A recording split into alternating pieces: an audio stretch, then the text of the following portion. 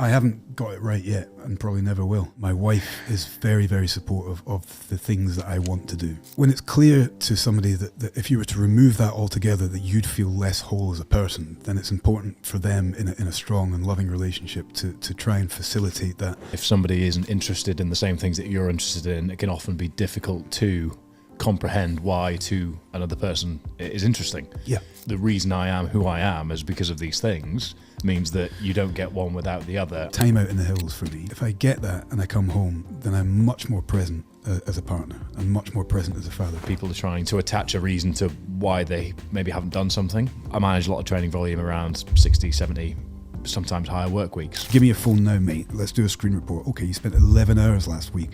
And it says all of it was on fucking TikTok. You're wasting your downtime because you've just said you want to train. People don't like to be told you're living your life wrong. Jonny, we both train, we both spend time on the internet, and we both, well, I receive a lot of comments saying, oh yeah, well, this is all well and good, but try doing this with kids. And I often then defer back to you, who has 4. So today, we are going to discuss the methods, lessons, challenges, and recommendations that you have explored and implemented over the years to effectively manage being a father alongside big, hairy, scary training goals. And ultimately, I guess at the core of this is self-development. We don't want this to be in any way a challenge to anyone that said anything online, but we do get a lot of people querying, how do I get this balance right? And I think you have done that through different iterations of career and different amounts of kids over the years. I used to have 6, but I lost 2. Started high, brought it down. 4 is the optimal number. 10 was never going to work. I'm saying all this after having introduced you after the episode, which I will record separately. So, yeah, I think we'll essentially just dive right in. People should know who you are at this point. I mean, I was going to say I would hope so, but that's arrogant. The one correction I would kind of make to that part of the intro is that, or not correction, the caveat would be that I haven't got it right yet and probably never will. I think that's part of, and we'll probably discuss that part of it as well as we go, is that there are a lot more hurdles, or different hurdles is probably a better way to put it, as a parent, as a dad, trying to kind of balance all these things.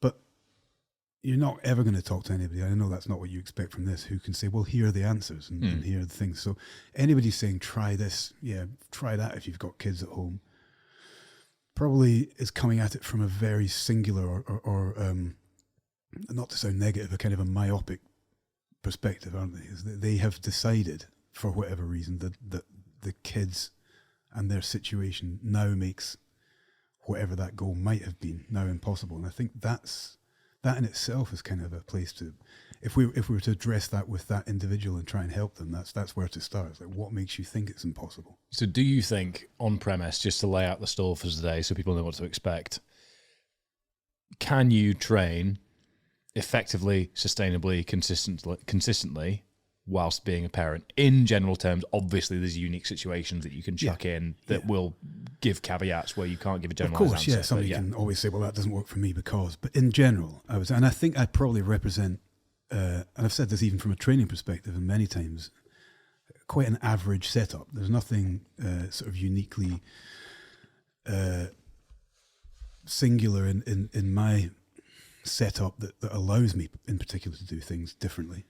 So I think I can come at it from a relatively average perspective and say, well, if you can do this, if you look at it this way, if you consider these particular things, then you can certainly make yourself much more available to those options, or those options more available to you rather.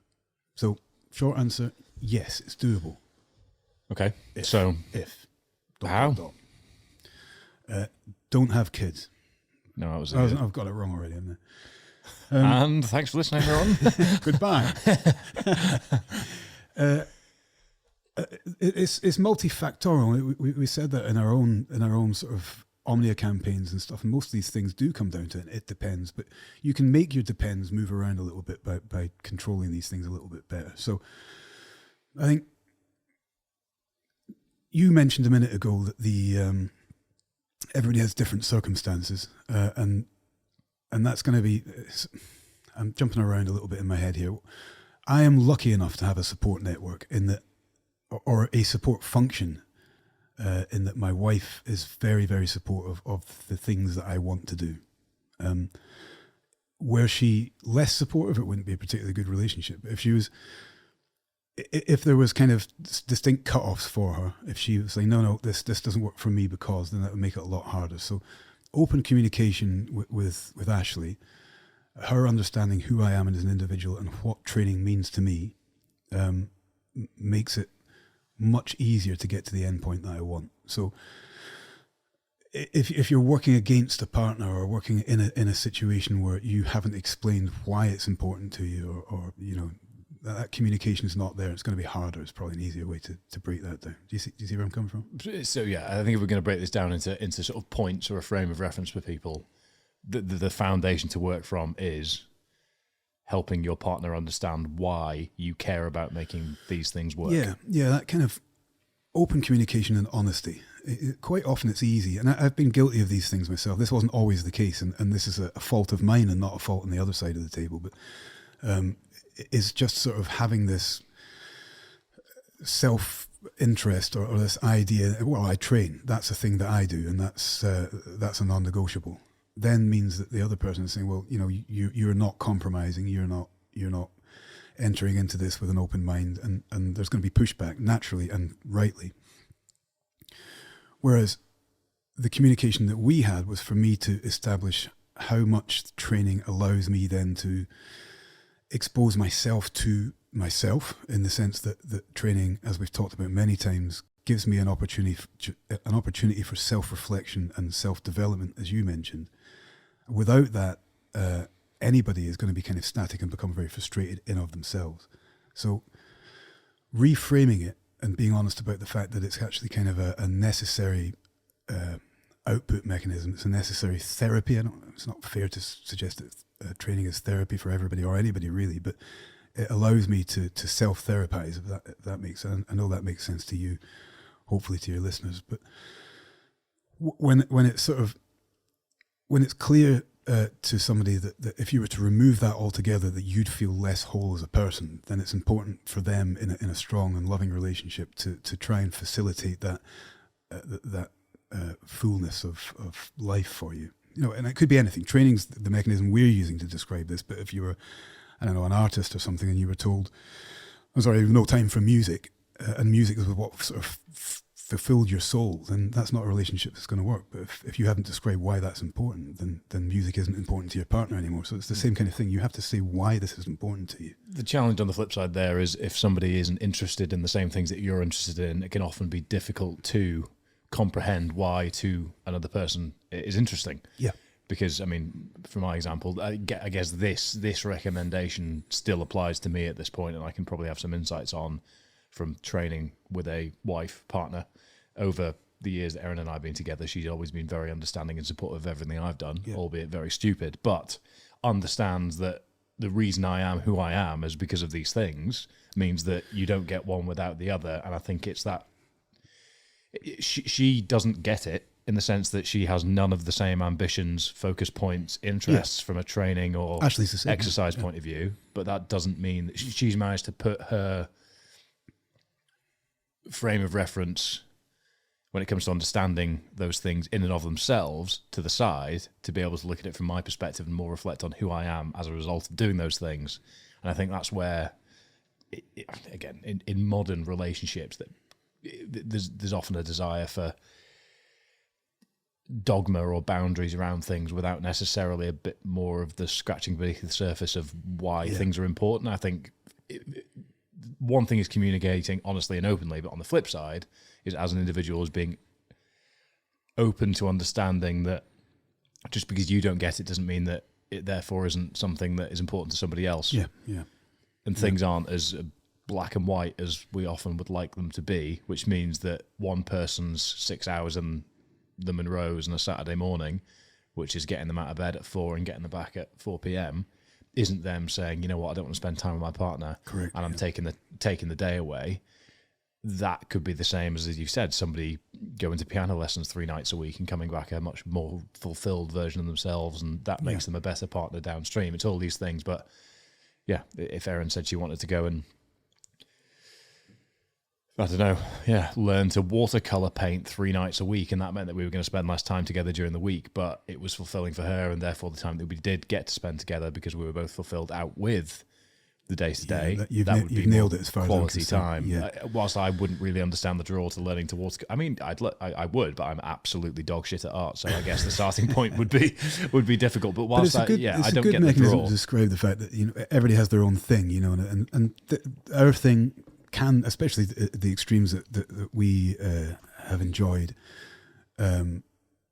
take it to a place that doesn't quite, timeline wise, doesn't quite match up with the watercoloring thing. But ultimately, to bring it back to my personal example, and you mentioned it, is that time out in the hills for me, time out moving in the hills, brings me home to be a much more grounded, happy, and positive person. I just feel full of energy. I feel full of joy. It's a touch point for me that's almost spiritual. So if I get that and I come home, then I'm much more present as a partner and much more present as a father, because I'm connected to the things that are important to me.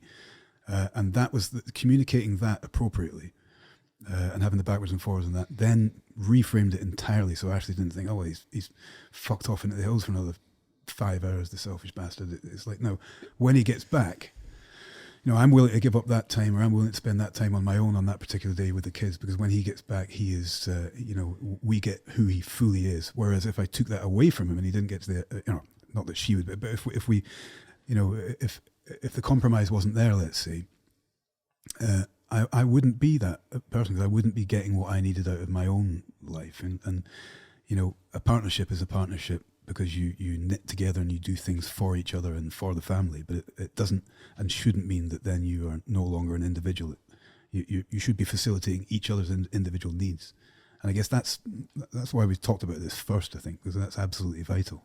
And it doesn't necessarily have to be a partner. If somebody's saying, well, it's not, it could be any kind of significant other, in the sense that this could be, you may still be living at home, or some kind of shared arrangement, or, as long as you're communicating with the people around you that also need your time, why this time away is important, or this time doing this thing is important, then I think you've got a step up the ladder in terms of being able to do this with kids in there. So we haven't mentioned the kids, but we're mentioning the function of the mindset to approach it with is it's kind of hours worked versus hourly rate.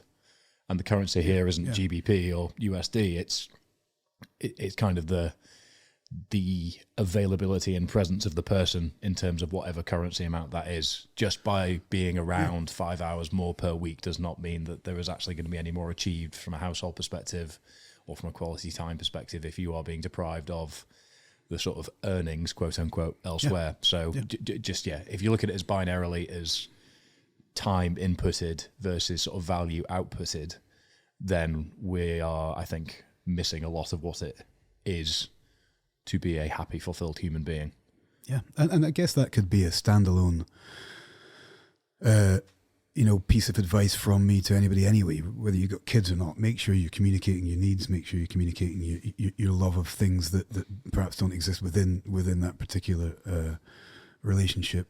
Because it's important not to be held back from those things. It's important to make sure that you chasing those things down doesn't hold somebody else back also. That's where compromise comes in. And I guess we'll probably talk about compromise as we carry on with this chat. But ultimately, open and honest communication could be a catch-all for so many things. And we know through experience, both of us, certainly I do, that when that's not present, it's very quickly things will start to suffer. Okay, so that's the foundation to work from, which is essentially have those around you brought up to speed and explain to in detail why you want to achieve and set the goals that you want to, why you want to achieve things you want to achieve, whatever the roadmap to that is. Because if they don't understand, there'll be friction. So how do you remove that friction? That's phase number one, I guess. What happens next? Yeah, and I guess leading on from that would be, during those discussions, during those honest discussions, you want to then establish, and this is more practical advice from me, I think, is what is actually honestly possible within the time that you've got. So I guess to look at my relationship, as we then said, okay, there's X amount of time in the day, you want to go and train for X amount of time, but let's look at the priorities, and the priorities of the kids, the family, work, etc. So if we have to attend to work, we have to attend to the kids, they have a certain amount of needs. Ashley and the kids come before these things in my priority list. So how much time is the right amount of time to give up for these things? And it may be less than it was, but there's certainly going to be time. So being honest about what's possible. Let's use, if 4 times I've been a daddy to brand new ones, and they take up a hell of a lot more time. There's a lot more stress, there's a lot less sleep, there's a lot more input that's required. Certainly for a new mum, there's a lot going on that any decent partner should be supporting. So then I can't go out into the hills for 6 hours for a jaunt because it makes me feel good. But it doesn't mean I can't go out into the hills at all. And it also doesn't mean that going out in the hills is off the cards until these things are right. It means that I then have to justify within a priority list what the minimum dose there is, and whether that fits in, and whether or not that's something that's going to be additive or what's the opposite of additive? Reductive, yeah. So that's another honest conversation. And I guess that is the example, is that when I was going out, each time we've had children, that we've gotten to a point where things have eased off a bit, routine has been reset, and I can go out into the hills for longer runs or longer time, or maybe an overnight or whatever. And then a new baby comes along and it all changes. Well, how much time can I give to it? How much time do I need? How much time do you need? And let's be honest about it. If I throw back, or cast back rather, to our first, I wasn't very good at that at the start. I kind of felt like, and I guess that's learning who you are and what those changes mean. I felt really compromised in terms of, or that's the wrong word, but felt kind of cut down the middle. I felt like I needed to chase my needs and my goals, and I had very specific goals at the time, very competitive goals, and also didn't want to be a bad father or a bad partner, and found myself kind of pulling one way hard and then pulling the other way hard and not getting it right. And it's because I really didn't sit down and figure out what was the minimum dose in terms of training. What can I get away with here and still move forward, or do I need to move forward? Can I put things in place that are just maintenance? Can I work that out? So I guess framing things in terms of the need and making sure that on a very, very practical sense from a training perspective, that session plans are organized so you're getting the most out of it for the least input, if that makes sense. That, again, that minimum dose, and allowing those sessions to be what they need to be, as opposed to maybe being used to doing like a 2 hour, I can do here, I get all these rest periods. It also gives me a chance to talk to this person, which is important in a training setting. But when you have other priorities, get in, do the primary work, the priority work, cut your rest periods to exactly where they need to be, and take out all the fluff, then get out. That could reduce a 2 hour session down to a 45-minute session, which is another 75 minutes you've just gifted back to your children and to yourself as a parent. I wasn't doing that very well, so I had to kind of really manage that stuff and ultimately say what is the most important thing here. But it didn't mean, and I thought it might mean, and this is what I was rallying against, that I had to give up training. It's like, it's not one or the other. It's how can you be intelligent about this? And I wasn't being. I guess it's even things as simple as, if you've got a toddler and you want to train for your first Ironman triathlon, but you live 45 minutes away from the swimming pool, then maybe you need to reflect on the timing of that, or the structure of that, or do you have a pool that's a bit more accessible but might cost 25 quid more a month? Where does that fit in with the budget? Is this the right time? Et cetera, et cetera. It's things like you can't just optimistically and ambitiously charge towards something that isn't practical. And I think the message that I always really want to make clear with everyone, as a bit of a counterculture to some things online, is that there is a finite amount of time per day, and people do have different circumstances, and the whole give things that need done to busy people because they'll factor it in and get it done applies to some degree. But equally, as a day-to-day operating person, you need to be realistic about and practical about what can be achieved. I mean, even me currently without kids, as somebody who trains very, very consistently as a fundamental component of how I make a living, everything that's going on, it's very, very difficult for me to effectively map in and plan in training at the moment around everything else that's going on from a business point of view, which, again, is something that I'm consciously trying to upskill myself in and better understand and better manage now, so that when I do have kids, I don't fall into the trap that we've had a lot of people sort of comment or reference us to, whereby they overestimate what can actually be achieved out of optimism or being bullied by somebody online telling them that they're not working hard enough, pussy, or anything like that. Because there's a lot of silly narratives, but you need to be realistic and practical.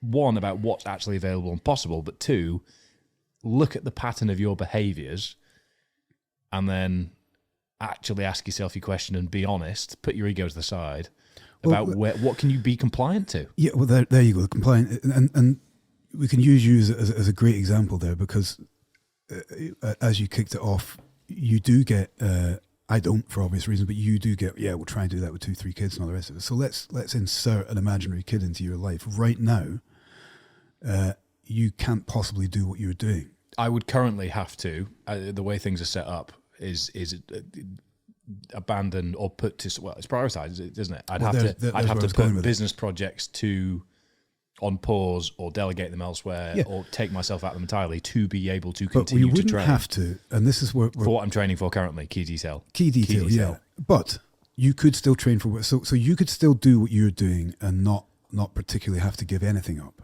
But what you would then have to do... And I want to jump in and say I could still do that without having a gym outside the door there. Yeah.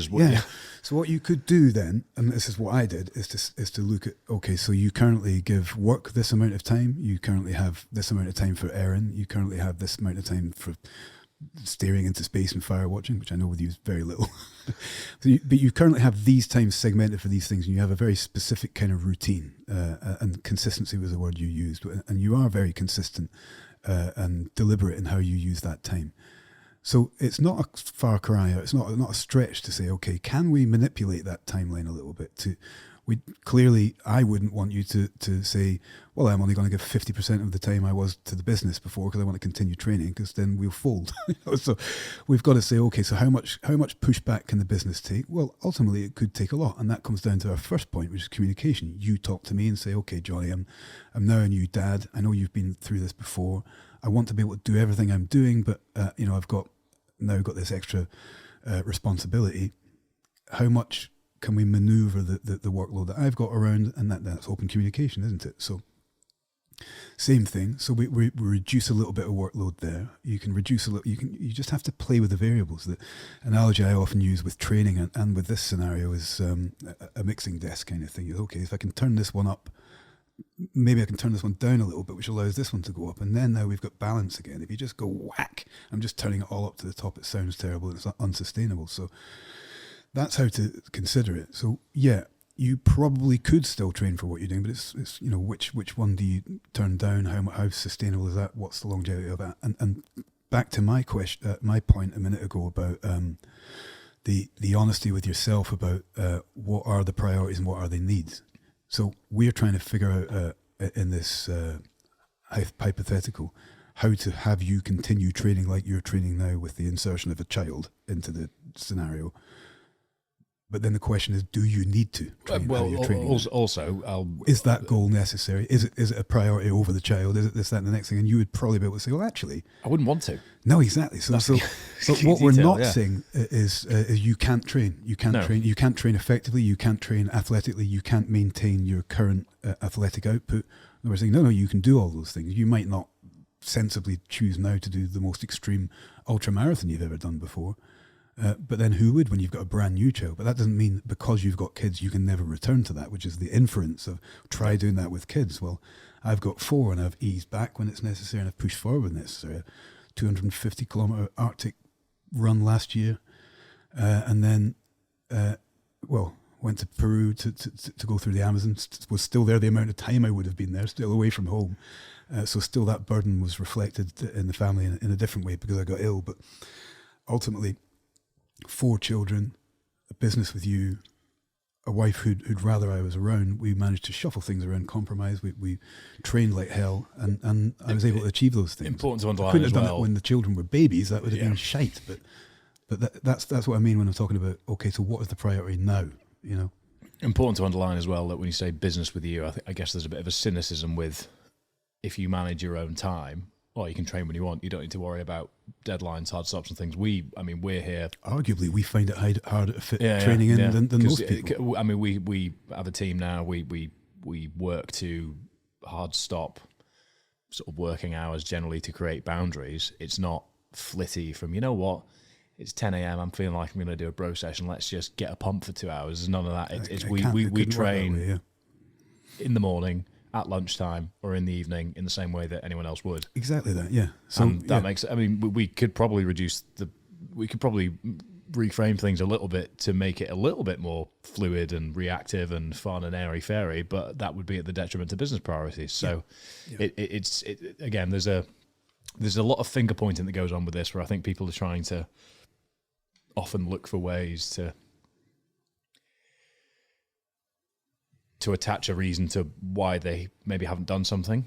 And again, I don't want to start going down a road of commenting on it from a having kids point of view, because I don't have kids, so therefore I am ignorant to exactly what that experience is like, other than from observing and looking at things as logically as I can. But I manage a lot of training volume around 60, 70, sometimes higher work weeks, working 7 days a week at the moment, very consistently, have done for many, many months.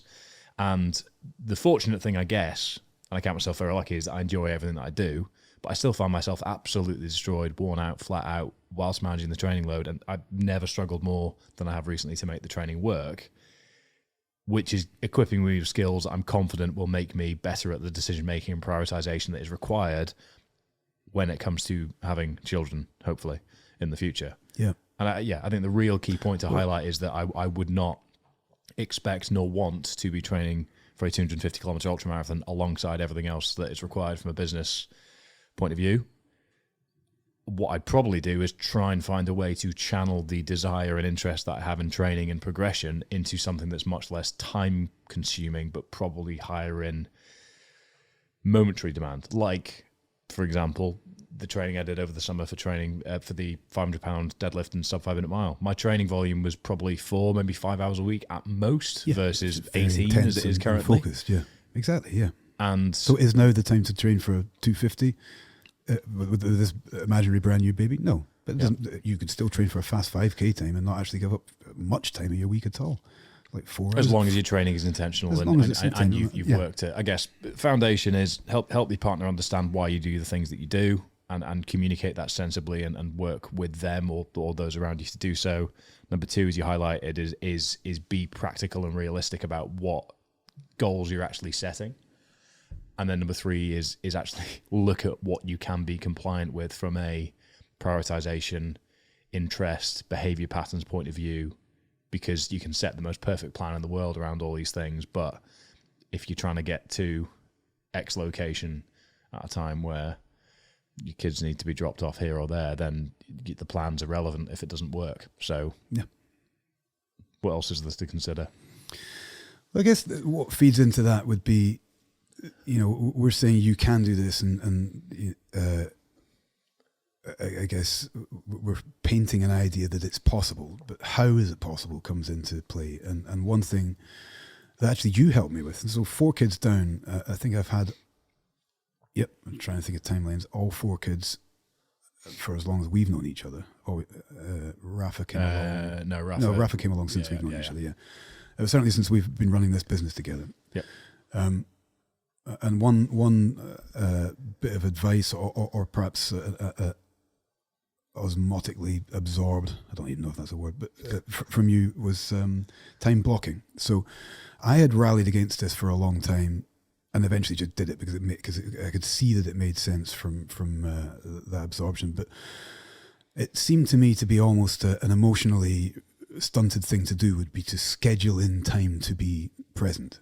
It was like, well, you just should be present anyway. You know, being awake and alive to things is part of being a dad, and that should be naturally intuitive. And if you're not doing, you're failing, and then you get into this kind of negative self-talk and self-flagellation and all this kind of bollocks. And the reality was that if I set aside, and especially being the way the fact that we run a business together, and I was trying to run the business and be present for the kids, and we were working from through COVID. We were working from home, and only recently people who follow along will know that we've really had our own offices for a short period of time. It was kind of like trying to grab a bit of everything everywhere, and we knew that wasn't working from a work perspective. So it was a case of, listen, I'm going to shut my door in the house, in the office, and work these specific hours.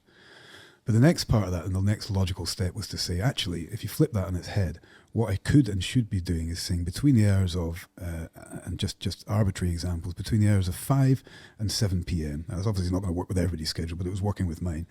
Between 5 and 7 p.m., the phone gets turned off, the laptop gets shut down, it gets locked away in a different room, and I get on the floor and I play with the kids. I'm dad, I just gave you 2 hours. I actually time blocked it initially for about 45 minutes, which felt emotionally stunted. It's like, I'm only giving my children 45 minutes. But when I did it, I got down on the floor and built some towers out of blocks and laid around and wrestled and did all these things. And at no point during that time did I even consider looking at my phone. It was gone. This was time block time, and time that was mine for this. That quality time with the kids was astronomically different to what it had been previously, which was kind of trying to half play, oh, that's nice, the drawing you've got, hold on a minute, I need to answer this message, daddy's on his phone. And so many people, I know this is clearly not unique to me, where you have that kind of habit built thing of saying, give us a minute, I'm just doing this, and the kids are always kind of yanking at your trouser legs saying, can we, which is what kids do. And if you're saying in a minute, and the minute never comes, then they're definitely going to be learning that in a minute means fuck all. And you're learning to repeat that habit of just being not quite present. So time blocking for me ended up being fundamentally a game changer. Apologies to Gabriel and Poppy, who didn't get to live through that that game-changing excitement, because it's Ruben and Rafa who are getting the 2 youngest ones who are getting the benefit of it, really. Although actually, to be fair, the older ones are now as well, because they get their time directly with me too. But it was quality time. It was focused time. And it was time where the laughter or the conversations or the presence was and is shared, which, not dissimilar to the previous point, where the honesty about what it meant to be in the hills, for example. This moment then fulfilled me so much that I knew that time blocking was a gift to all of us. It was massively useful. So actually putting in your diary quality time with the family. The action of inputting it is key as well, I think. Yeah, it really does. It really is. It seems like a really negative thing. It's like, who diarizes love?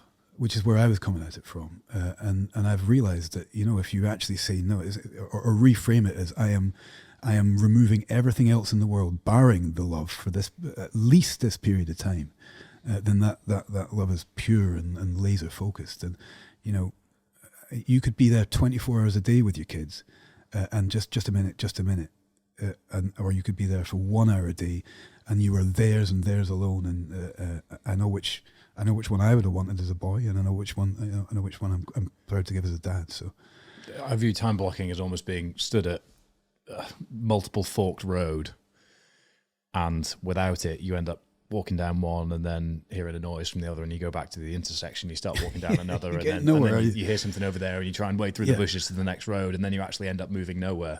Whereas if you say, right, I'm going down this road, and I pretend these other ones aren't there for the time being, you get to the end and you get to another fork, and you're like, right, which direction am I going now? It's good advice without kids. You can, I mean, I'd be fucking doomed without it. Actually, I said it a moment ago. This is a sort of absorbed from what was. Everybody knows that I am quite often in that kind of fork road scenario you've just described.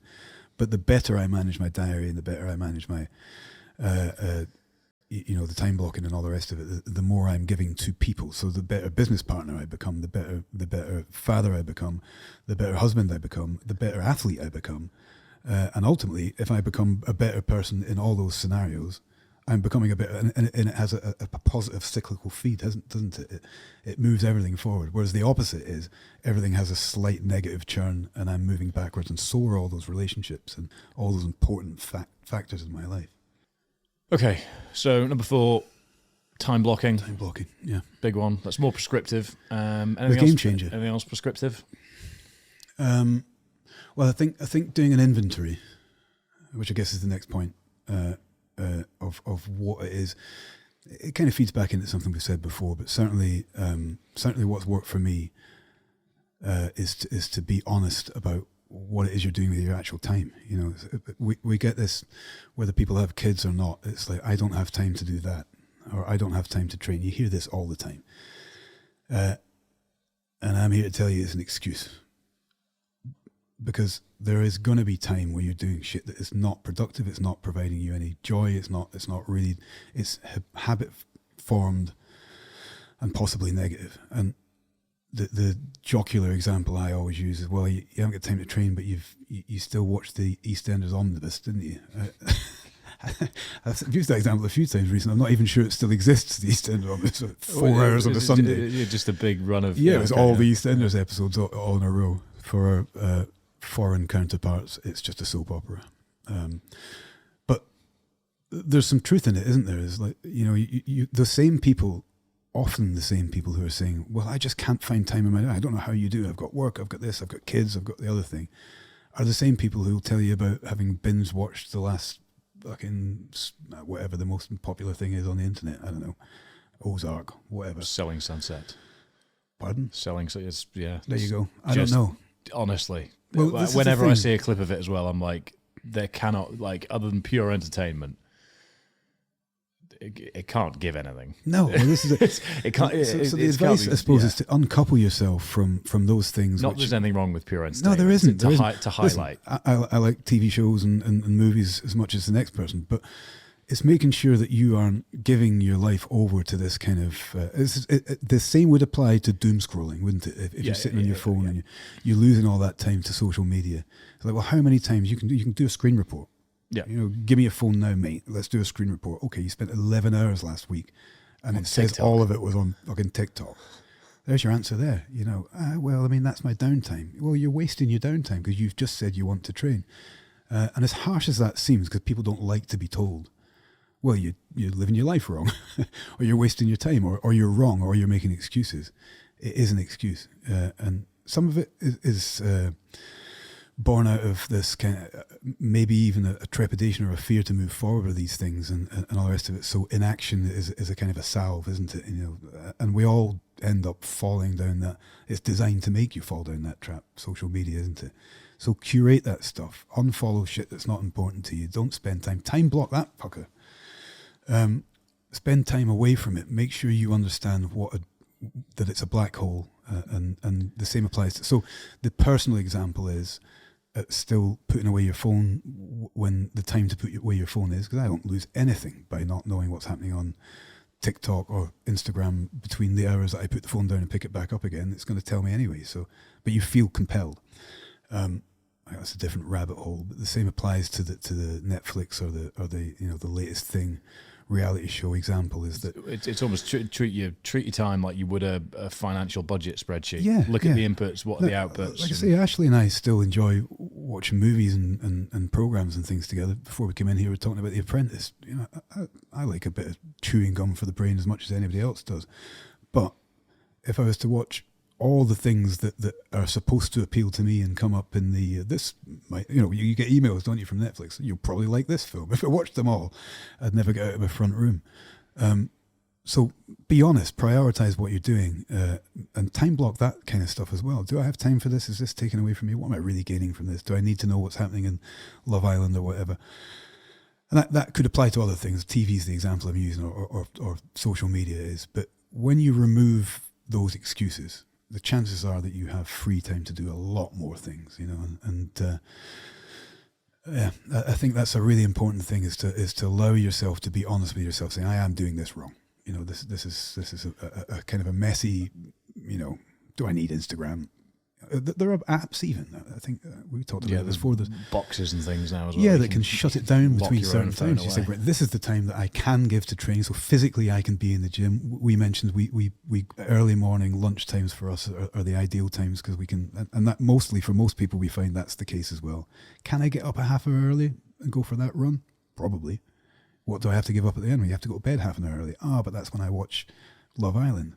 Well, make your choice then. Is it Love Island or training? You know, it's not. I think that's the it's key, not as binary as that. The key there is a detail, very key. I'm sure element there. I surely agree with me on this that none of the things that you're referring to are in and of themselves bad, or you should be. You believe, or I believe, or we as a collective believe people could you should watch, be doing anything differently. Yeah, But could you? Love Island's great for people, I'm sure. Could you if you're watch, the sort of person just saying, watch half an hour of it and then catch the other half an hour yeah. the following night? Just cut that down and put that half an hour somewhere else, and it might take 8 weeks to watch the 16 week. You know what I'm saying? But you can play with it. If you're the sort of person saying, I would love to train but don't have the time, then this is where do you have the time? Really, you look at the fluff. If you're somebody that doesn't want to train, doesn't say that you don't have the time and choose to love watching chewing gum for the brain, as you refer to it, which made me giggle, then that's absolutely fine. Entertainment is not inherently a bad thing, and there are people on the internet that will say it is, and you should be filling your time with productivity and no decompression and all this shit. I disagree. Which I isn't think the case. Yeah, decompression is a great way to put it. Chewing gum for the mind. I think there is an important.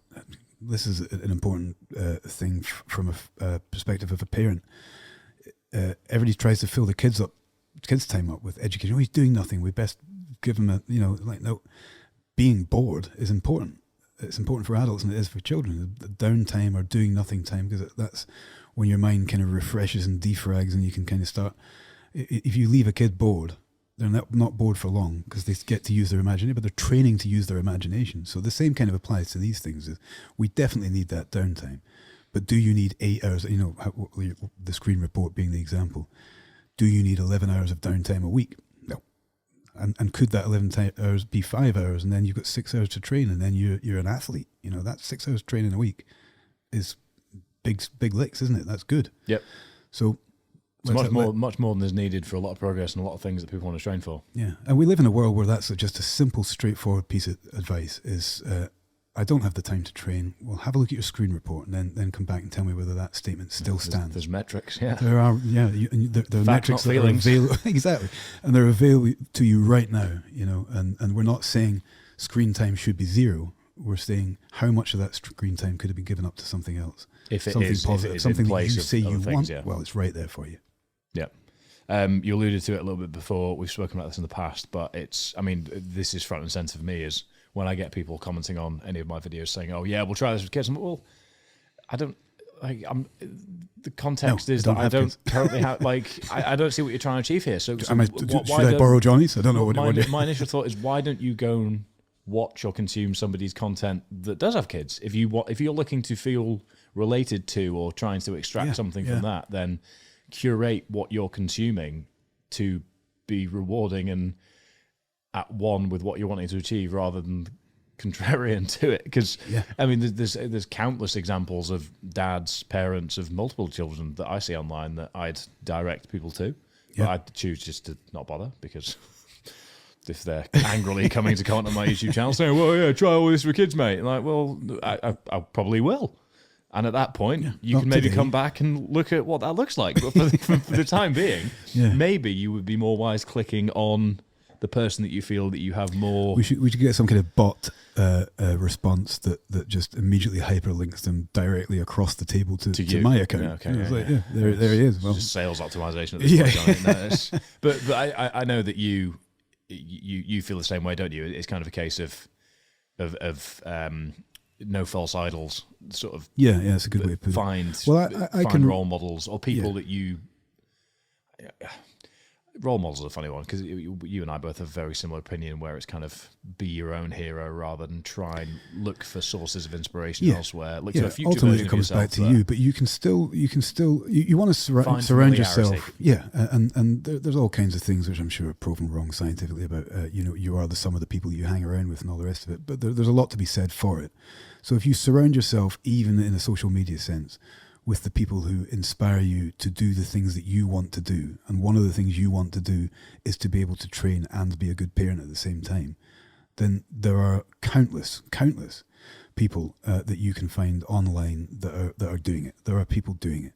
You don't probably have to even go down online. You probably just have to go down to the gym and ask 5 or 6 people, "Have you got kids?" And they're like, "Yep." And key detail, they're also doing it whilst posting it all on the internet, which is another thing to consider. And there's often a sort of cynicism line that gets crossed, especially with middle-aged blokes I've seen. I'm going to go for you here, sorry.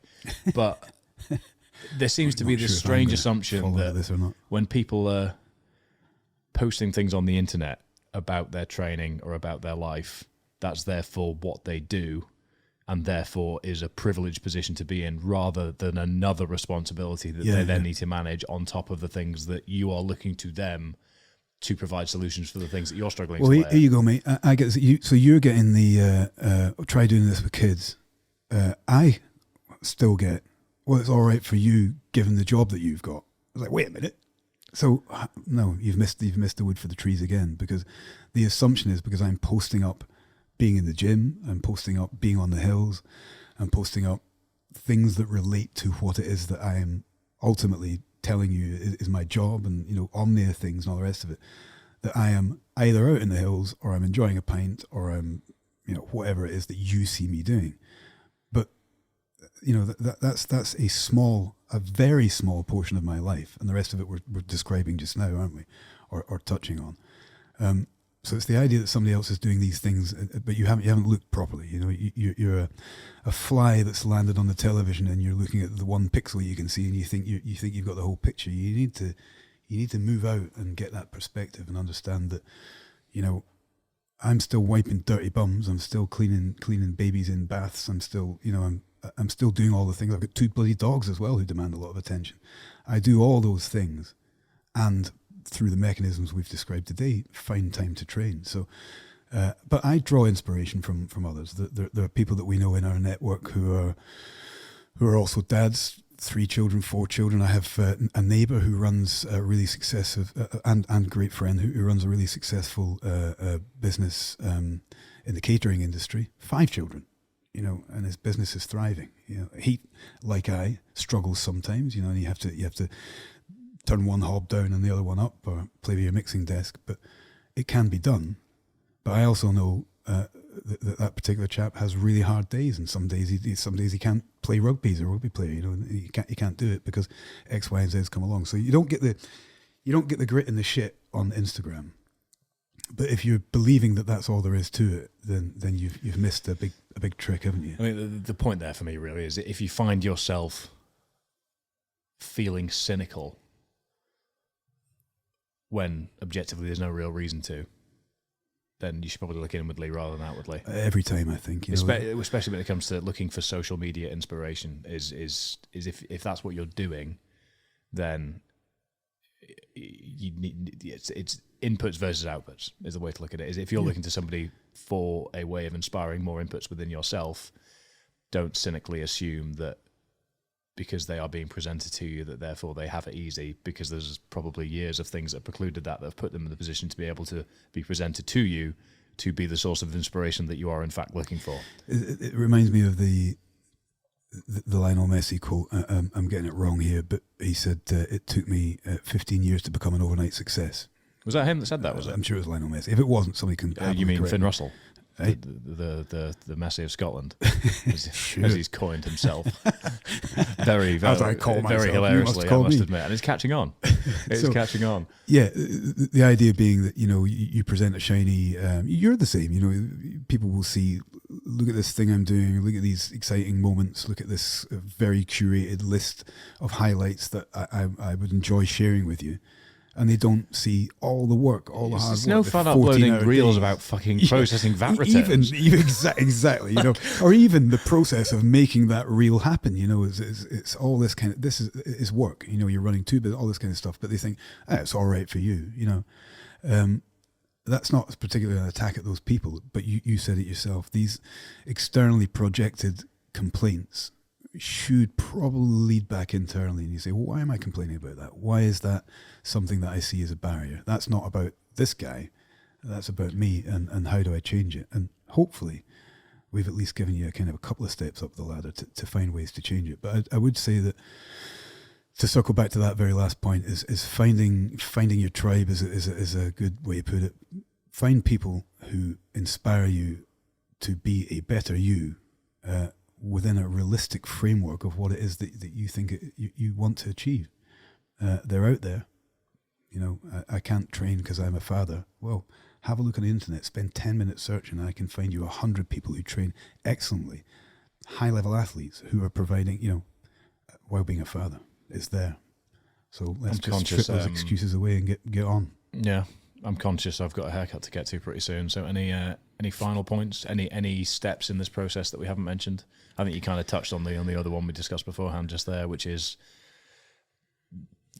a dirty word, but excuses. Yeah, I think if I was to try and encompass all of it, I would think honesty has to be the key to all of this. You know, I can't. Well, honestly, can you? And the answer is probably going to be yes, unless there's some serious impediment. I can never. I've not yet found a reason with somebody who's come to me and say, "Well, I can't because I've got kids that we haven't solved in 10 minutes." That seems arrogant, but it's true, because usually they've created the excuse or the barrier unwittingly themselves. So an honest appraisal of yourself, an honest appraisal of your environment, an honest appraisal of your priorities and resources will probably reveal an honest window of opportunity. And I think if you can search for that and find that, then you can have everything you want. Practically speaking as well, again, at no point want to come across as giving prescriptive advice to somebody without children, but what I will say is I'm very, very excited to navigate these problems myself as and when that time comes. Yeah, well, let's go back to what we said a minute ago. You know, I'd like to think that you will reach across and say, how did you do this? What are you doing? Okay, I need advice. Well, why is that any different to what we just said? Yeah. Yeah, you know, you happen to know somebody who has trained their way through 4 children, so you ask that. It all goes back to the support network. Yeah, and then you can look in and say, well, it can clearly be done. So you already know before you have children that children are not an impediment to success. They're actually fundamentally a accelerator, because more love equals more love. I can't argue with the maths. I think the only thing objectively that I think is worth chucking in the mix, and we discussed it beforehand, but I just thought to box off what I thought was an important point that we haven't actually mentioned yet, is essentially what habit stacking is. And I guess we can coin it doubling down in the situation where you know, and you take Ruben and Rafa, I think it's just Ruben at the moment, to BJJ, don't you? And you know a lot Ruben of and dads, Gabriel both. Ruben and Gabriel, yeah. You take them, good example, practical example, bunch of dads in Fife, they take their kids to BJJ, and in the time that the kids are doing BJJ, rather than standing there with their arms crossed, staring at the kids doing BJJ, or doom scrolling, or candy crushing, or reading a magazine, they go and train. We've got, I don't know, 10 families come in, give or take, for BJJ at Foo Dogs, and there's 2 guys in particular, and myself included. I use the gym in there quite often, or I'll train BJJ while I'm there. But there's 2 guys come in. They get the kids' skis on, they tie the belts, they give them the kiss, say have fun. Those kids get on the mat, and then they strip off the track pants, and there they are in their shorts ready, and they boost out the door, literally straight out the door.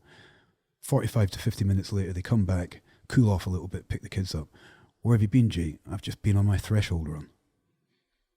Well, brilliant. Habit stacking, as you say, is just, I don't have time because I've got to take the kids to BJJ. Well, do you need to sit and watch? You might want to sit and watch, but can you do 2? Yeah, you can. That's a great example, mate. Yeah. Yeah, so I think that can be applied to a lot of other things. I mean, swimming lessons. If you, again, objectively speaking, if you're handing your child over to, you've got. I mean, there has to be permissions and things. Yeah, it's your kid now. But insurances and all kinds of stuff. But for the most part, you're going to be doing these things. Like if the kid's got to go to a kid's party, 90% of the time, the parents will say, "Right, go on, you can bugger off for a bit," because this is our, But at the core of all this, most importantly, is what do you actually want? If you would rather watch your kids' development in BJJ, then fucking that's the right things to do. Yeah, from my perspective, anyway, as a non-parent, that's the way I would like to. That's what I do. But I'm always excited to see these guys come in. Well, I've got a vested interest to a certain degree anyway, because of the club. But these guys come in and do it, and it's exciting to see. It's inspiring to see.